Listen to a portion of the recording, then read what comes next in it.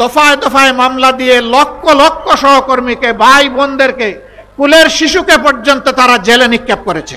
2006 সালের 28 অক্টোবর থেকে শুরু করে 2024 সালের 5 আগস্ট পর্যন্ত একটি দলের এবং পরবর্তী পর্যায়ে স্বৈর শাসকের হাতে বাংলাদেশের যে সমস্ত মানুষ নিহত হয়েছেন, আমি তাদের প্রতি গভীর শ্রদ্ধা জ্ঞাপন করছি। মাহমুদের দরবারে দোয়া করছি আল্লাহ যেন তাদেরকে শহীদ হিসাবে কবুল করেন। যারা আহত এবং পঙ্গু হয়েছেন তাদের প্রতিও শ্রদ্ধা এবং সহানুভূতি জ্ঞাপন করছি। আল্লাহ তাআলার দরবারে দোয়া করি আল্লাহ তাদেরকে সুস্থতার পরিপূর্ণ নিয়ামত দান করুন। প্রিয় দিনাজপুরবাসী, সহকর্মী ভাই এবং বোনেরা, আপনারা বড় মজলুম ছিলেন, পুরা সংগঠনটাই মজলুম ছিল। একে একে চোখের সামনে আমাদের শীর্ষ 11 জন দায়িত্বশীল নেতাকে দুনিয়া থেকে নির্মমভাবে বিদায় করা হয়েছে। 5 জনকে ফাঁসির কাস্টে ঝুলানো হয়েছে, বাকিদের মৃত্যুর দিকে ঠেলে দেওয়া হয়েছে।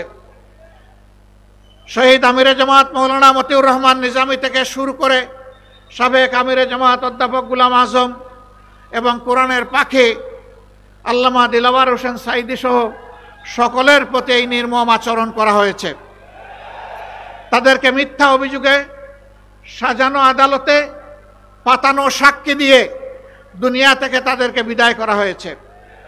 তাদের অপরাধ ছিল তারা দেশকে ভালোবাসেন, তাদের অপরাধ ছিল দেশের মানুষকে তারা ভালোবাসেন, তাদের অপরাধ ছিল তারা একটি দুর্নীতিমুক্ত, একটি সুষম বাংলাদেশ তারা দেখতে চেয়েছিলেন।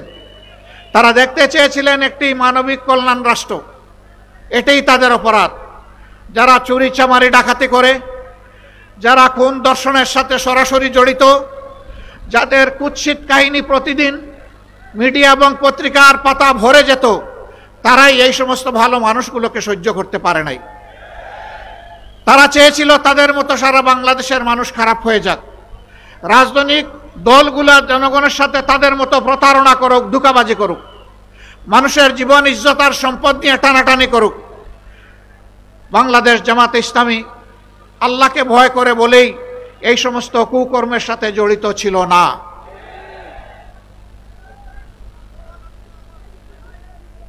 বাংলাদেশের সব কয়টি কার্যালয় আমাদের বন্ধ করে দিয়েছিল, আমাদের দলের নিবন্ধন কেড়ে নিয়েছে, আমাদেরকে নিষিদ্ধ করেছে, আমাদেরকে দফায় দফায় মামলা দিয়ে লক্ষ লক্ষ সহকর্মীকে, ভাই বোনদেরকে, কুলের শিশুকে পর্যন্ত তারা জেলে নিক্ষেপ করেছে।